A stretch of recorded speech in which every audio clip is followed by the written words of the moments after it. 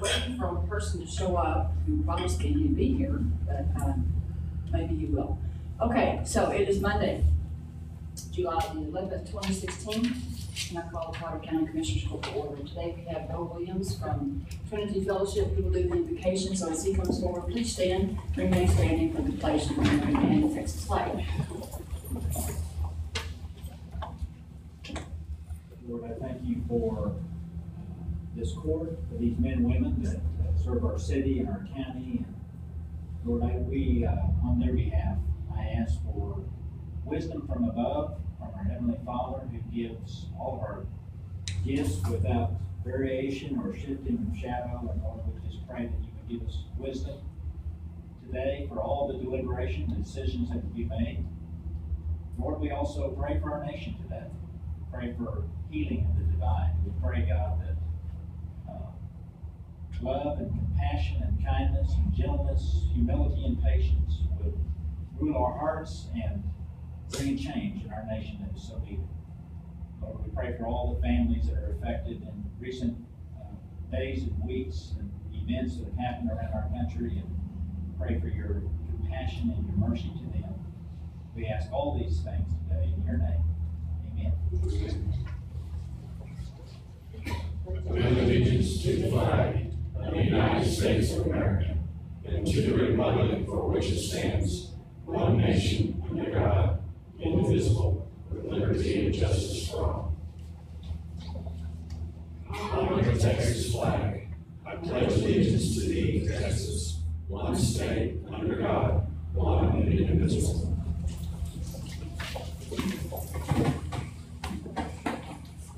Okay, before we start, I have to acknowledge something. Caroline, would you come forward, please? I have a certificate here for you to acknowledge that you were elected the district clerk of the year. And we want to congratulate you and wish you the best.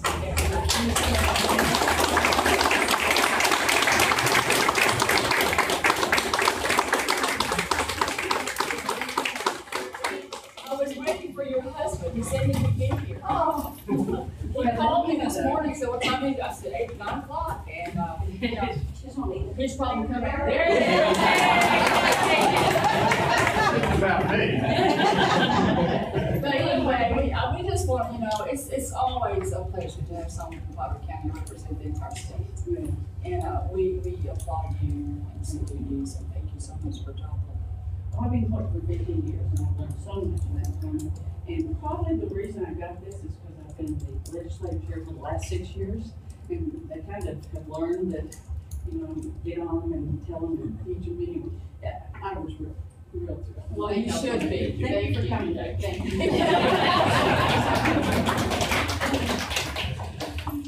Okay. Number 1, recognition of minutes from June 27, 2016, Potter County Commissioners Court meeting. Any changes or nothing? So recognized. Number 2, vouchers. To consider and act upon the approval of the payment of vouchers processed by the County Auditor's Office for the period of June 22nd, 2016 through July 6, 2016. Check numbers 169428 through 169671 and wire transfer 743 through 753 in the amount of this. Carrie, is this going to include this today? So this is just going to change the outcome, right? Okay, for a total of $2,295,450.49. Move we approve the vouchers as presented. Second. A motion and a second. All in favor, raise your hand. 4-3. Insurance report. Okay, is there anything significant to report today? No. Okay, great. So we'll recognize. Number 4, the Potter County Annual Report. To review a final draft of the newly developed annual report as an effort to continue to increase transparency efforts. So this has been a 4-year project, I have to say. So it's kind of exciting to see us about 95% complete. That's where I would put this today. And so several in the audience participated in this. Really, the idea behind this was when we were applying for the Texas Comptroller Award and really efforts to continue to increase transparency and what are things that we could do. Several years ago, TAC highlighted a county that had done something similar, and we thought, well, let's try this. So this started about 4 years ago with different departmental meetings and said, what could this kind of look like? On the inside cover, you'll notice it's pretty visual. The idea is really the audience of the public, for those that maybe aren't here every day, to know where things are facility-wise, and then a short description of each department. And I'll just kind of hold this up for the audience since it's not on the monitor there. But where we're at, and so I have to say thank you to all of the departments that involved in all of the original setup and the iterations over the years, because there's time, it's fast. So we all got back together and said, is this still accurate? And certainly Carrie, who's helped with the financial perspective on it, on the front and the back lens. So you'll notice some graphics, and again, the idea is just to make it as easy as possible for those that don't do this every day to really get a lens into how their dollars are spent. So you have a copy in front of you, and what I'd ask is if you wouldn't mind reading that and letting me know of any changes by this Friday. I just wanted to get this to you certainly in a public forum so that everybody had access to it if they would like a copy before this goes public. The idea is that we will print maybe a couple of hundred where they reside and where our public traffic is, whether it's Julie's office or Caroline's office or Sherry's office, where there's a lot of foot traffic. And then really to have this online is where we anticipate several going. Jason joined our last meeting. And what we want to do after we get this final piece kind of drafted up and teed up is we will get the edit rights so that year to year, as these dollars change, then we just go in and make the edits without any big graphic changes. So we'll have access to do that year to year and can keep that going. So this is really just to kind of help educate of where we are in the process. And I will get all the edits back to the graphic designer by this Friday. So if you'll let me know, I know a few of you already responded via email, but for the core, I wanted to get you a printed copy, a colored copy. So thank you, Jason and Shannon, for making that happen so that you could visually see what the outcome will look like. Good job. Thank you, I think it's awesome. Thank you. Okay. Number 5, amendments to Santa Fe Auditorium Event License Agreement. Consider and act upon the proposed amendments that we talked about. This is the, and this is partly my fault because for years and years and years, my office was in charge of renting out the Santa Fe building. And we always, as a rule, it was just kind of a no-brainer, we didn't charge county employees if they want to use it for certain things. And so when we redid this, it said all participants will pay a $1,200 fee plus the security plus the insurance. And I just don't think that the county employees should. So we're gonna redo this to say that the county employees will not pay the $1,200 fee, but they will pay for security through the sheriff's office and also the insurance fee. And that's what I wanted to change. So, that's it. And the deposit. Yes. And that's all I wanted to change. That's the only change, right, Ted? That's the only thing. I just incorporated the changes into the existing. Okay. Was that all we were changing, Lynn? Okay. So I just have a couple of questions on item 2, and I think I brought this up the last time, but just to make sure. So there's language in there about it's limited to one event during the week, Monday through Thursday, and not during normal working hours. I just kind of questioned lunch events. Yeah, well, those are different, yeah. I just didn't know if we The should. other day, TAG was here, and they used it, and then there's no charge, and they used it during the lunch deal, so, yeah. And Commissioner, my understanding was that the point here was to say if it's a county-oriented event, like TAC coming in to educate our people, that's a different matter entirely. Okay, Because then we're using it for a county purpose. Yeah. sure. Same thing with when the insurance people are here to talk about insurance or retirement or whatever, Right, when they're here, open they use all it, yeah. that stuff. Well, and then in item 2, and that's helpful, thank you. The language where it references first come, first served basis may not be used for any event whose primary purpose is commercial profit or sales. So I thought about some of the new downtown development going on, And as more of the commercial sector comes downtown, I can certainly see where there could be some buzz around the Santa Fe building, and Xcel Energy, or someone that wants to use that for a banquet of some type. I just didn't know where that clause kind of came from. Well, I think it's a rule of reason. I think if it's a banquet or something like that, purpose isn't to promote sales, it's a morale builder, that kind of thing. If the idea is to sell stuff to people, again, outside of our own open enrollment, where we're offering particular products to employees, then that's the whole idea, that we're not, because we shouldn't be in the business of promoting one business over another. Okay, all right, thank you. Okay, I move that we approve the amendment to item 6 of the Santa Fe building policy for public use, including the words "other than employees of Butler County." 1 second. The motion and a second, all in favor, raise your hand. 4-0, thank you. Number 6, software support. Consider and act upon authorizing information technology and purchasing to conduct a search for a software support vendor for legacy software. Good morning. Good morning. What we're looking to do is just to gather some information on what the pricing would look like to have a vendor from the outside be available for emergency support on some of the software that's not supported on the side.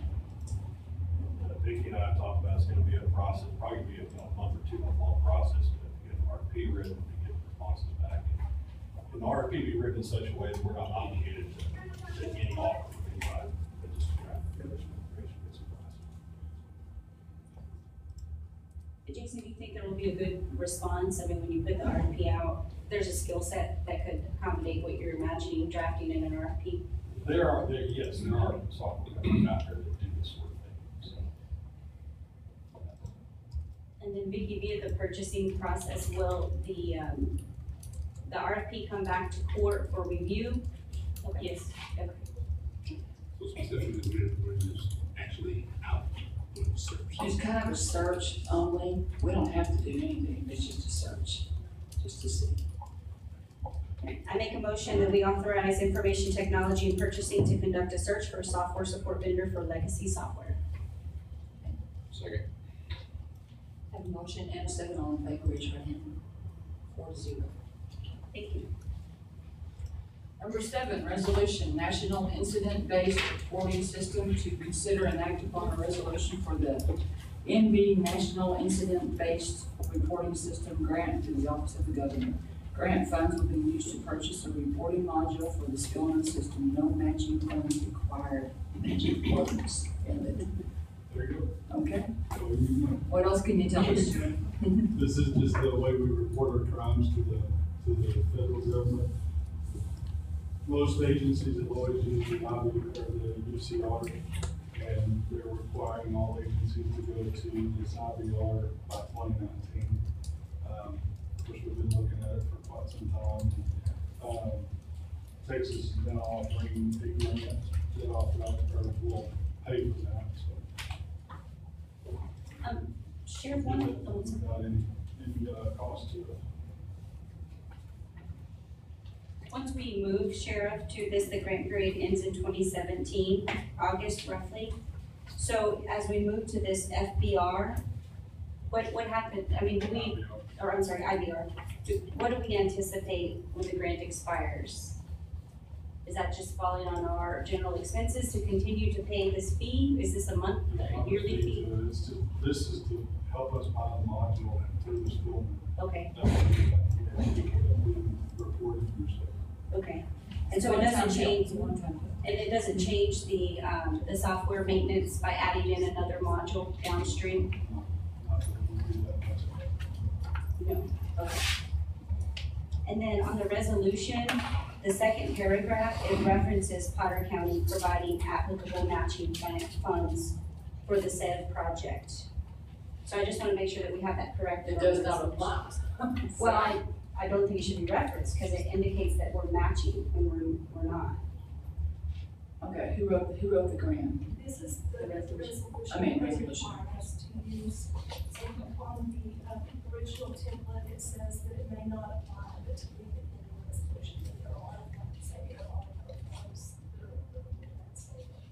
So would it be appropriate to just make a notation on the resolution, like a footnote of some type to indicate that the grant will require no matching grants, just so we have it somehow noted? It seems conflicting to me. The language in there specifically that does not cover them. I'm assuming that comes straight out of the governor's office, and that's the one we have to use. Yeah, I mean, I'm fine with using it, I just didn't know if we should reference a sub-note or a footnote. Certainly add one if it wants us to. Because you keep the content the same, so you're not deviating from the draft. Be my only suggestion, Judge. Okay. Or y'all want to change it? I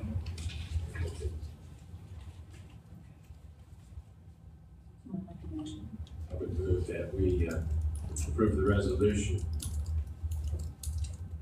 for the NB National Incident Board Reporting System Grant through the Office of the Governor. Okay. Second? Was that to include the footnote change or not, Commissioner? One thing I'd add to the motion is no matching funds required. To the motion. Sir. Okay, the motion and a second, all in favor, raise your right hand. Okay, number 8, change fund. To consider and act upon increasing the change fund for the county tax assessor collector from $4,700 to $5,200 as allowed by the local government code, section 130.902. Sherry, you got here just in time. I did that on purpose. I heard you come in. Oh, you did? Okay, wow. I'm kidding. So, explain this to us exactly. Armored Car has changed its schedule. We now have to have our change ordered at the bank by noon in order to get it the next day. Well, most of our change is used in the afternoon. So it's real hard to determine how much we're gonna need. And we've tried having the clerks keep more in their cash drawer, buy up, if your neighbor runs out, buy from there, keep the extra cash drawers, and it's just not working. So we thought if we increased it, it's mostly 1s and 5s that we get low on. Okay. So we increase what we keep on hand. Okay. I make a motion that we approve increasing the change fund for the county tax assessor collector from $4,700 to $5,200 as allowed by local government code 130.902. Second. Have a motion and a second, all in favor, raise your hand. Thank you. 4-0, thanks, Jerry. Number 9, quarterly budget comparison to recognize the third quarter comparison report for FY15 and FY16. Carrie. This is basically the same for what we've done for the last couple of years. I did pull in this one for the dollar variance from year to year, all that might be helpful, since percentages, since you may not be comparing it to the same budget, percentage may not be too wide, it's actually wrong.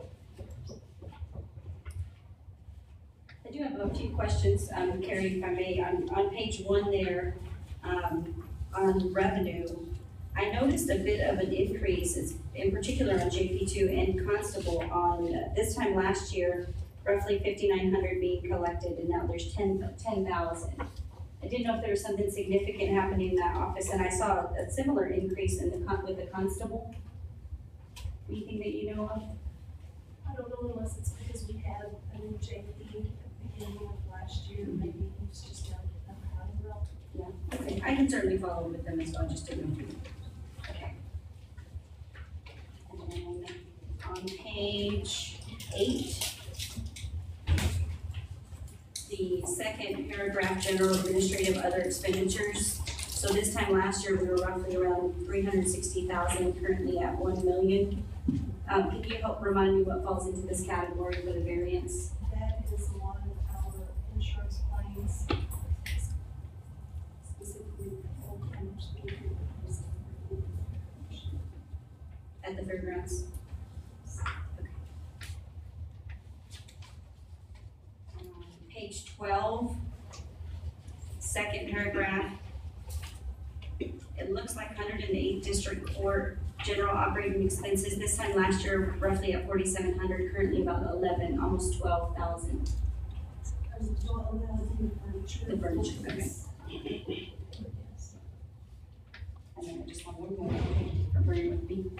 Page 16, third paragraph, sheriff enforcement, this time last year 68,000, currently at 85,000, is under the general operating expenses. So roughly a close to 18,000 increase. Is there anything that?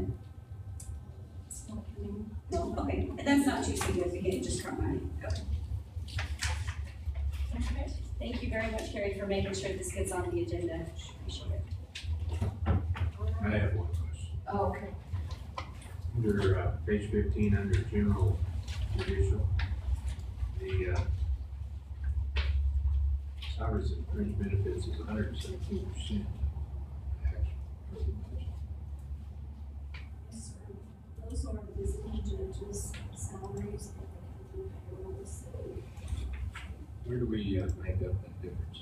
It will come out of the. It will come out of other expenditures, which is where our capital and change of venue budget is. There's.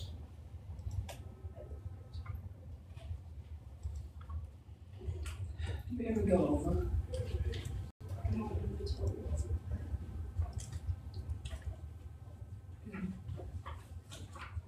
Do we know which courts use more visiting judges than others? We can actually. And I don't care to have that information right now, you can get comparison. Well, I got a request for that exact breakdown last day. That'd be great.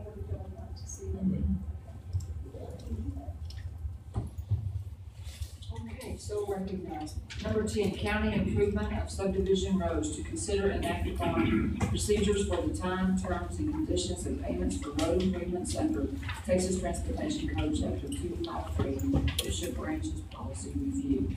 Here. Oh, hey. I just have to. Hi, Sebastian. How are you doing today? Good. I just wanted to show you all some pictures before and after. It's kind of hard to tell which roads are what if you haven't been out there before. And we still do have to do some shoulder and and stuff like that, minor stuff to complete, but,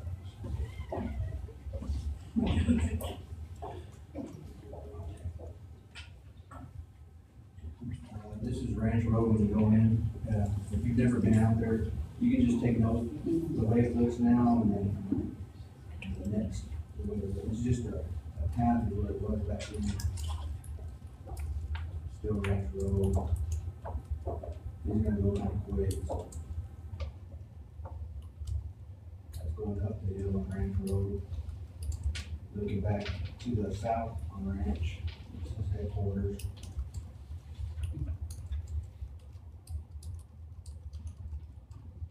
See how bad the ditches are.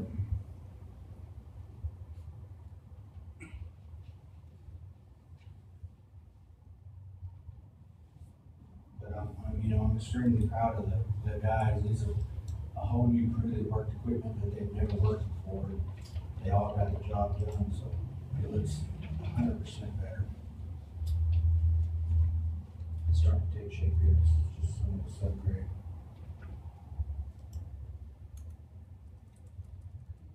That's Ranch Road South. It does look a lot better. This is the road that you told me not to go down. Yeah. You said Josh Taylor, they're all out there, yeah. Yeah, this is some of the things they're fixing over there.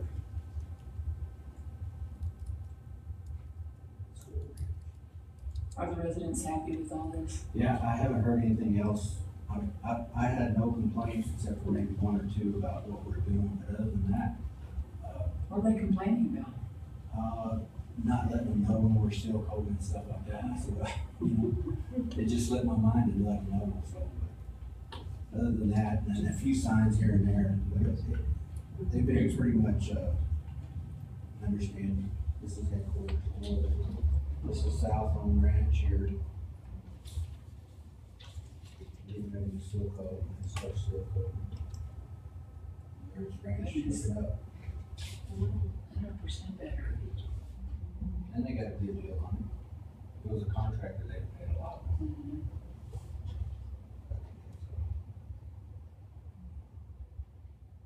So Sebastian, as we're looking through those pictures, I have the breakdown of when this all started at Branch Road and Eastview and Hickview and headquarters.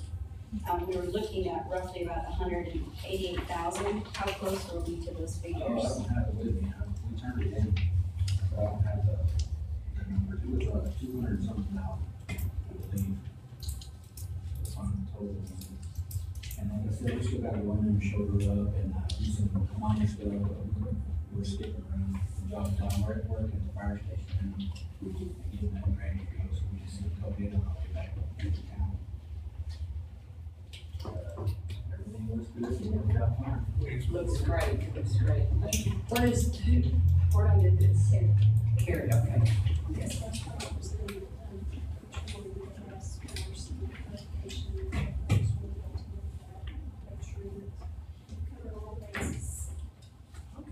I'm looking at some of my notes from last time, Carrie, and comparing to what you presented. And I see the change on the first page, so, fast forward 10 years down the road, the court looks different, and now there's a non-payment, and I'm not saying that's the case, but I'm just trying to anticipate something that the court might have to deal with down the road. And the audio and the tapes don't exist, only the agenda of what we'll be doing at that time and what we'll be trying to, kind of decipher. So that's kind of the lens that I'm trying to add into some of the detail. And I see that you added notice of the annual assessment lien shall be presented to the court to determine what to do with it. Is that right? So it's not an automatic, if there's non-payment, a lien isn't issued automatically via the statute or anything? The lien is issued, we'll issue a lien as soon as the invoices go out. It's just if they get a lien for it. Okay. The owner have to decide, I'm not sure that's a scholar, but had a question, if there's a lien, I don't know what foreclosures the owner is. Right. That's the enforcement of a lien is foreclosure. So, but that would be a matter within the county's litigation discretion that the court has, and that would need to be exercised. Of course, once you have a lien on a piece of property, if it sells, that's paid. Right, that's correct. That's the real leverage that the lien has, is it prevents a transfer of the property without the assessment being taken care of. Okay. Okay, so what are we considering enacting upon today then? I think this is the policy, The Judge, policy because we procedures. didn't have really a formal policy, and I know there's another one, potentially in the pipeline that's right underneath. So I think the idea was to establish the policy, so we have guidelines to work from. One of the things that we did not do on this, correct me if I'm wrong, but we did not say, this is how you will divide your payments by landowner. Because we want the local people, the local community to make that determination themselves. So that's not in here. All this is saying is that we're gonna charge them 1/10 of their bill every year. They can pay it annually, they can pay it quarterly, or they can pay it monthly. The only requirement is if we choose monthly or quarterly, we want to divide the ACH drafts, so that has to say invoices for everybody. So who sets up the amount that they pay in, today? Is that, you said that they didn't do that. They do, They do, that's what I'm saying. When do they do that? before we get started.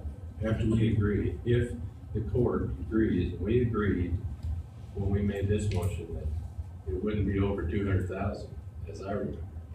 And so even though it's a $220-some thousand total bill, they're only gonna pay 200,000. So that's interesting, because I would think that anything that goes over would at least come to the court so that we're aware that we've gone over the proposed amount. Prior to, I guess during the project, whenever we anticipated going over the amount the court was aware of, that we would be notified. The statute requires that on the front end, that you give notice of maximum amount of assessment per property. So that needs to be dealt with on the front end. Yeah, and I guess I'm just speaking procedurally as we go through the process, because this is uncharted territory for all of us. anytime that we're taking on projects like this and we go over the exceeded amount, I would kind of see that as no different than exceeding a budgeted amount, coming to the court to say, where are these dollars coming from? And certainly making sure the court is aware that we're over the budgeted amount. How do we tighten up that process for the future? Should that be in our policy somehow? And I'm looking at Commissioner Church and Sebastian to help me here, this is not my expertise. Like I said, I don't know, because I'm not used to doing it on a contractor basis. We just go out there and do the work, figuring out what we spend on Caliche and stuff like that, but we're talking about fuel and trucks and manpower, and I'm not sure we even charge for that. So, I mean, I don't know how we do it. It's kind of hard to keep up with a line item like that when we do projects like these. There's no direction in the statute how to do it either. So,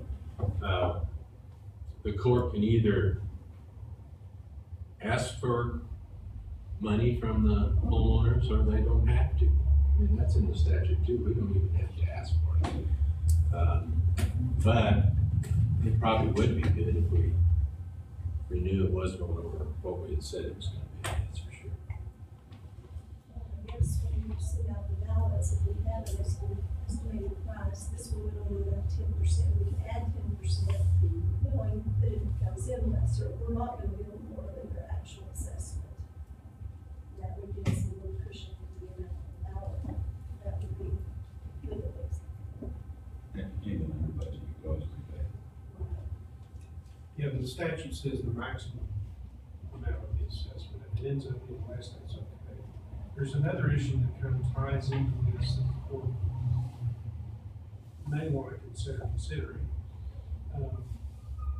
When you send out the ballots, there will be some who don't return the ballots, and some who return the ballots not wanting the project done, and there's a possibility, maybe a probability that some of those will not, just not gonna pay the assessment, and it may be years before that is actually collected via payment when there's a transfer of property or foreclosure, so.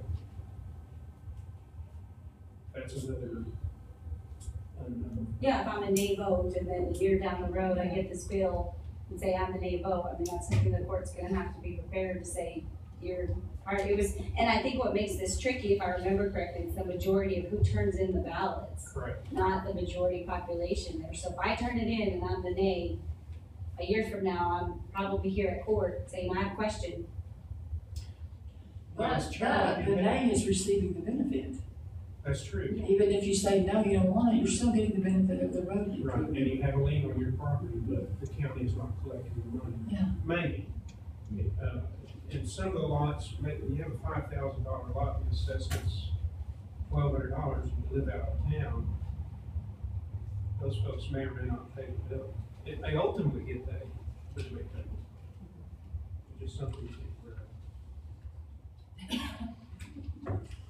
So, this policy, Carrie, do you think this is the appropriate space to say, when an estimate is done, then, we'll increase by 10%? And the only reason I'm thinking we have it documented is because we won't do a lot of them. I don't anticipate over the years, so I certainly will forget, a year down the road and say, did we go over? Why did we go over? And so just to have that documented somewhere that the 10% increase may be a way to help support that in the This is future. just the payment document.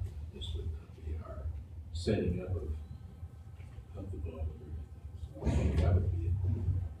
So who's leading that piece of our internal policy? I think that's what I've my question since last November, if I remember correctly.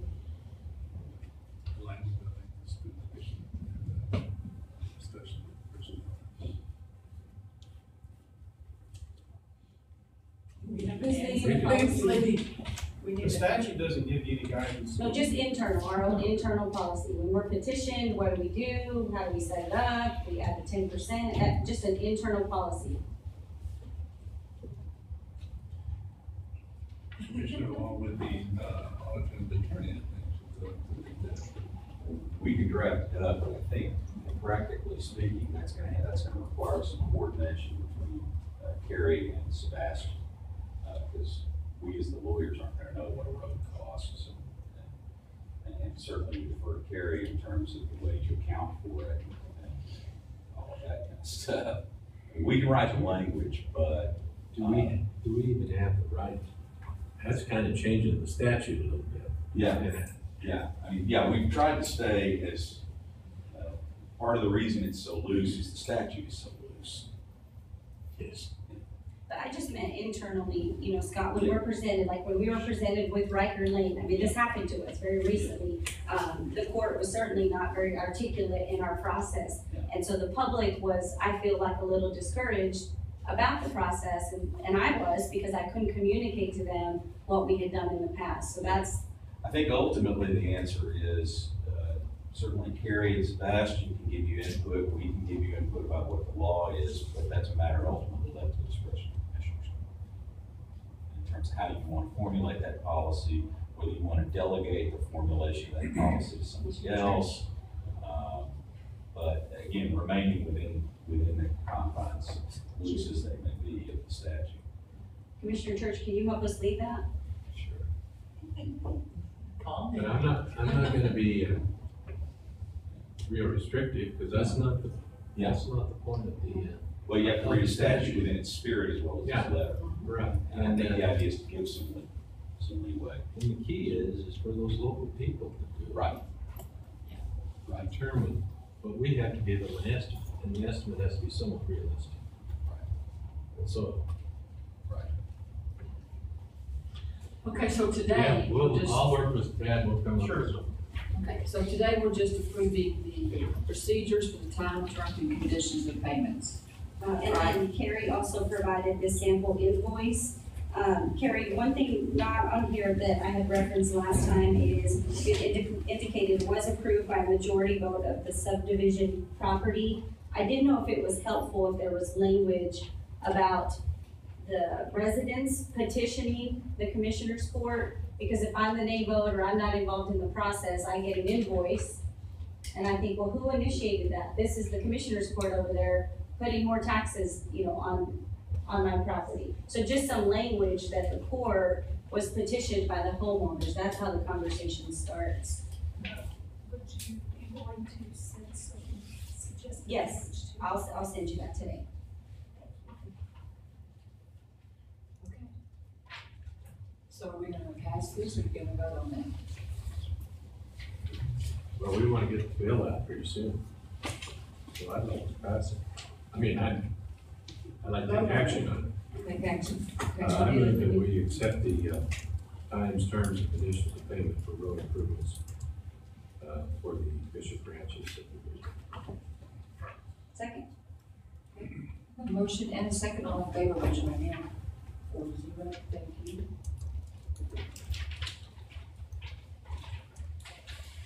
All right, Randall, you're up. Can't handle auto burglaries and theft unit proclamation to consider and act upon a proclamation declaring the month of July as Watch Your Car Month. Not wash, watch. Probably ought to do the wash on. Probably so. It'll at least cool the car off a little bit. That's right. The Auto Burglary Theft Prevention Authority, which is the base of the grant that we got, the ones that handle that, designated that July is Watch Your Car Month. And the resolution includes one key thing about being proactive. So take your keys out of the car, you will reduce auto burglaries by nearly 40%. Just that one little thing. Take your keys with you when you go. I hate to sound stupid, but who doesn't do that? We learned this. At least we're these in it. Oh, get out of a convenience store, go in, I'm only going in a minute. Where's the car go? Stuff like that. They go out and warm their cars up in the wintertime, Oh, yeah. gone. Yeah, just don't do those things. Be smart with your keys. So, Makes we're total wanting to do sense. this, and I'm gonna talk to Randall County about doing the same thing. We're in 16 counties with cross jurisdiction with those sheriffs, and we've got cross jurisdiction with 10 police departments in the panel. And I'm anticipating that there's a strong likelihood that in this upcoming budget cycle, that the following one will probably pick up 100 judicial districts, which is 5 counties to the east out of the 11.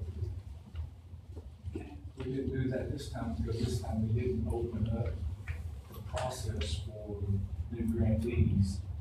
They just did a carryover from the previous year. And it had some restrictions on the funding. So that's where we're at, and that's what I'm asking. Well, we all signed it. Julie's. Did we?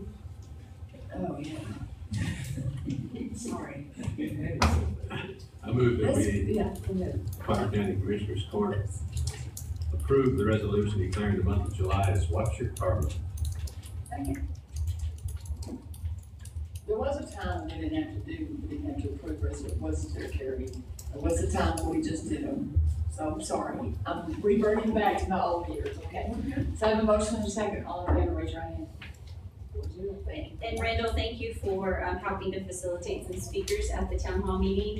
We learned a lot. They were very interactive, and I actually had people after requesting their information for other speaking events, and Steve does a good job. yeah, he did a really good job. It was real interactive, a lot of good material, so the public was real receptive to that. Thank you. He's been in the auto theft business, not in Texas, but at one point he was in Washington, I believe it was, for 15, 18 years. And that's what he did. Then came back, and once he got a chance, he went to work for police department, he went to work for Brian. And he decided he wanted to try to do this, but things are going very well right now. They really are. And thank you for They're sending doing a that good call. job, and they're making a difference, and I've got people in there that are really working hard to try to make something happen. And I would ask the community to do the same thing, take the keys with you. Right. Well, after that meeting, I did see a car with the keys in the cabin. They do exist. And by the way, did you get my change on the pamphlet? Yes, I did. I did get that, yes, yes. On the Anything annual else you wanna talk report. about? Anything? On the annual report. No, we're good. Leon? All I right, don't thank believe you. Thanks, Randy. Okay. Y'all have a good day. All right, thank you. All right, number 12, Potter County projects. To hear a report on the various Potter County projects and take any action necessary. Good morning, Mike. How y'all doing? Good. Be glad to answer any questions that you have on any of the projects. I do have 3 of them I'd like to discuss with you this morning.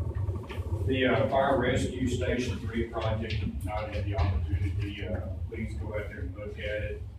It's nearing completion at this time. Actually, we'd had original completion in June due to the weather days that they had built in their project, and we'd approved throughout the year. The date had moved to July 15th due to the days that will be approved on the upcoming change order, 22 total. So really, you're looking at August the 5th. The elevators, the holdup on the project, it will not be in Grand Prairie until the latter part of this month, and we'll get it installed. So actually, August 12th is the new substantial completion. Pat and I have been discussing this, and we'll be bringing to the court the dedication ceremony around August 23rd, 24th. The Commissioner, yes, she'll be out there this week touring the facility. Sheriff's Department project, currently we're in our 100% construction document review process at this time. We have a technical review set up for July the 18th and the 19th. And I visited with Judge Tan about this the other day. We have our core committee meeting, and then we also bring in the architect. We'll be trying to separate those meetings at this time. So the core committee, what the court is, the ones the court is approved to be there. I'll start scheduling those meetings, more than likely Judge Tanner, Thursday morning will probably be when we try to set all these meetings. Your representatives that y'all have selected, if y'all could please speak with them. We have not seen some of them in quite some time. Judge Tanner, I think, is the only one that our representative has made each one of them. Are they being notified at the meetings and Yes, they are. They get the notifications. just via email? Yeah. Someone's calling them to say it's been a while? No, they're getting the emails just like they always do, and they always can, and then just stop. Kind of dropped off. That would be copied on those requests. Pardon me? Meetings, I would copy those requests for those meetings. Oh, Shannon will do that. okay. Now, in these court committee meetings, you said that I could set those meetings up, so is that okay? Of course. And I'll do that, Shannon, for the court committee. That's the internal, Just copy her. all of it. Okay. So that's it, unless you have any questions on any of the other projects. Mike, just a side note, you mentioned, August 23rd or 24th. That is the week that TAC is doing their legislative update, so I know several are probably flying to Austin to prep for the legislative session. So that's just a side note, that date caught that date caught my attention. And then the extension office, the county extension office, is there any update on that project? Yeah, you've been by there within the last week? Not the last week. Drive by there, look east of the REAC building, you're gonna see probably 75 yards of soil that's been removed from the side. They started work on it last week. The elevations, we verified them again Friday morning on the drainage around the facility. It's got some good drainage. We still have some issues to work out on the southwest portion of the property that's adjacent to 10th Street right there. That's getting on the outside of the fence where the dirt is blown up off 10th Street. So we've got to get that knocked down there at the bottom of the fence. So our drainage is not going to work. But it's going real good. Contractors are doing a great job. And once we get this right here completed, probably within the next few weeks, then I can go ahead and set up for the court. Because we feel the drainage issue. On the staff page here, the contractor works 10 days on and 6 days off. 6 days off. The 10 consecutive days? Yes. They're on site this morning. We helped them start unloading equipment over there, so they will start this evening. Thanks, Mike. Okay, number 13, fixed asset tracking. To consider and act upon applying current tagging standards to all low-value county assets and removing from database items under $1,000. Computers, tablets, laptops, weapons, and other items with department head direct discretion will remain in that database. Vicki. On May 2015, you as a court approved the tagging from 500 to 1,000, but in that particular Commissioner's Court agenda item, I did not see that it talked about the database. I'd like to take those items off that you guys approved, so anything under 1,000 low value, we need to get those removed out of our database. So I'd like you to consider an act upon allowing us to do that, so we're not tracking these low value assets in our system. Yes, there's chairs, lots of small, and this is consistent to other counties. There's no way to track them, so they could just disappear. Well, we're not tagging, or we're not doing that now, we voted 500 to 1,000, so. There's a way to track the databases. Where, like I said back in May, we haven't been tracking them since, and I'm just trying to take care of the ones on the system now. There's a plethora of them. Yes, there is a lot. So now we're saying, you're wanting us to say that anything less than 1,000 wouldn't be tracked around. That's what was voted on in May. I'm just addressing. She's talking about old chairs that are no longer usable, any other property that no one can use, we just go, we don't really want to give it back. Generally, it goes to auction, I'm assuming. Because we're not tracking those since, I guess, May 2015, you guys did that. We're only tracking anything 1,000, over 1,000. The computers, tablets and weapons and all of that listed here will be tracked. Yes, that's correct. Or anything a department has discretion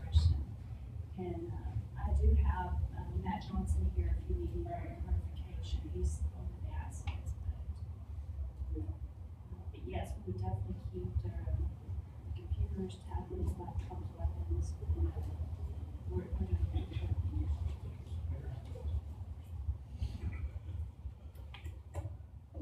Matt, you have anything you want to add to it? Many of the items were removed whenever we, increased the threshold up to $500. I don't know why the same actions were taken whenever we moved up to 1,000. So I mean, it has been done in the past to remove items based on the new rules.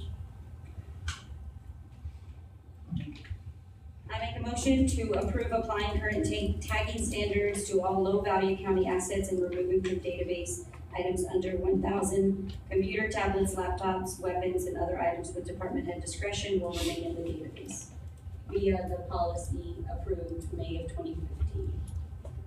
Okay. Have a motion and a second. All in favor, raise your right hand. Number 14, formal bid number 1128-16, janitorial supplies, to consider and act upon the award of formal bid 1128-16, janitorial supplies with the lowest and best bids.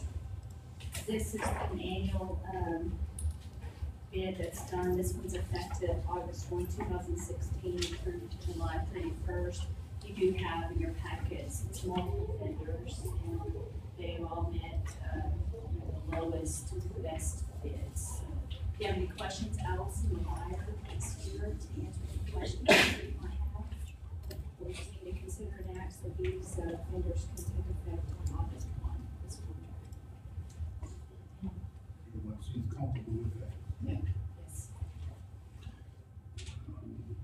Move that we approve the award of formal bid number 1128-16 for janitorial supplies, the lowest and best bids.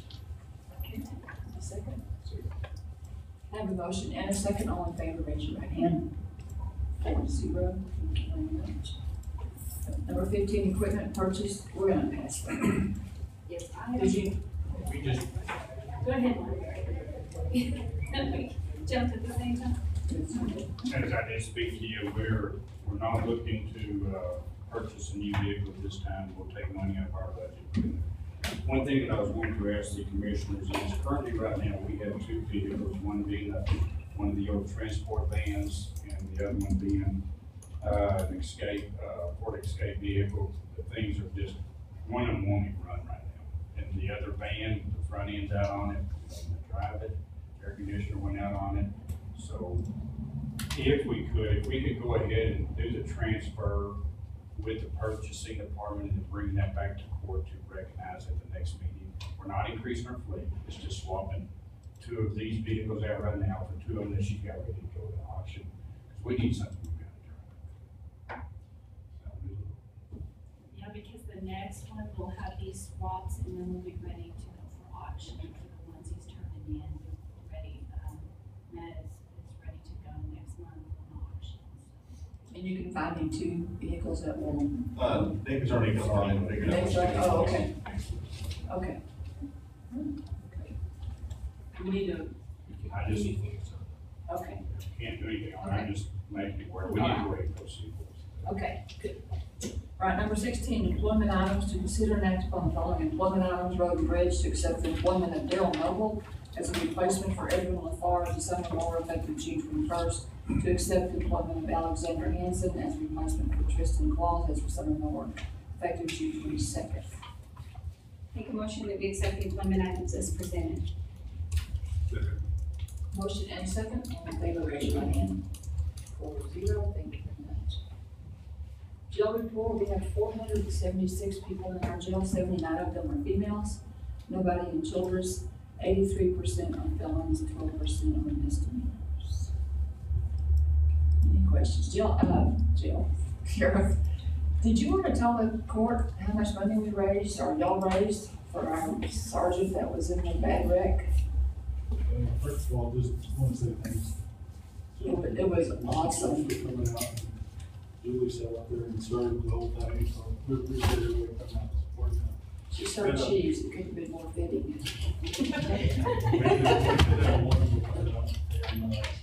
Probably the best one we ever had, and there's over 16,000.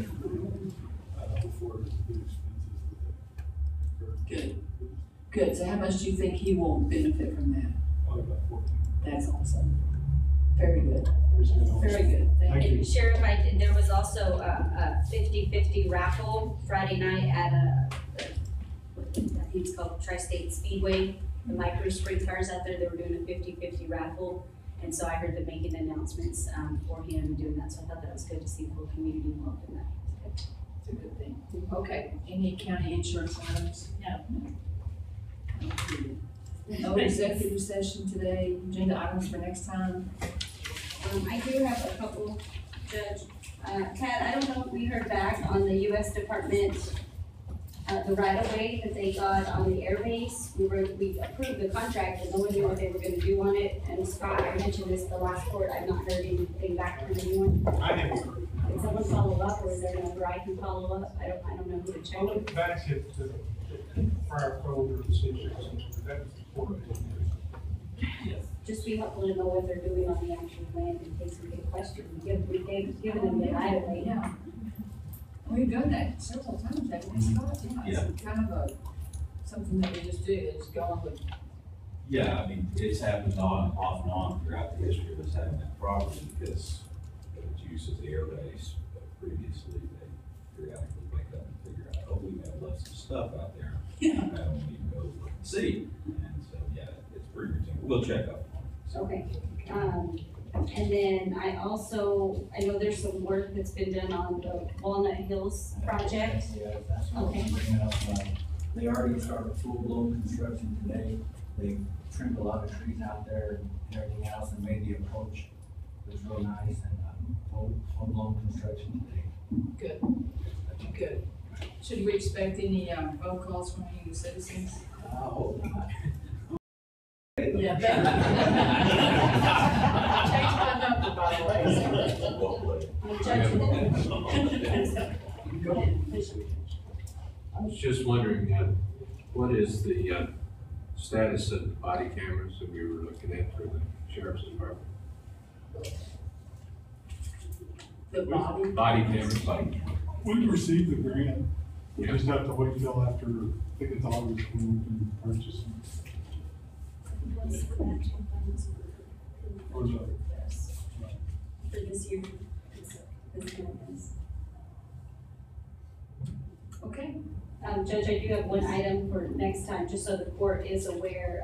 We've been working on some contract language, and I think Scott and Tad, it's in your wheelhouse now to complete a final overview for the neighborhood initiative. So the partnership between the city and the county, our $75,000 that we had budget time last year. So we put some language around that in terms of an interlocal agreement. So that will be presented to the council, I think next Tuesday, if I remember correctly. We can have that on our agenda, Judge, to follow, so that the court is made aware. But we are in the final draft phases, and Carrie's made a few edits. So Scott, I think anything that you guys have before it goes to council is probably the best time. If the court would like, I'd be willing to send out a draft of that agreement certainly before it goes to council. It's always a timing of which one should go first, us or them. But I'd be happy to send that out so that you can certainly take a look at that and give any input before it goes to the council. Is that okay with everyone? Okay. Is there anything else? Nothing? There's nothing else? We are adjourned. Thank you.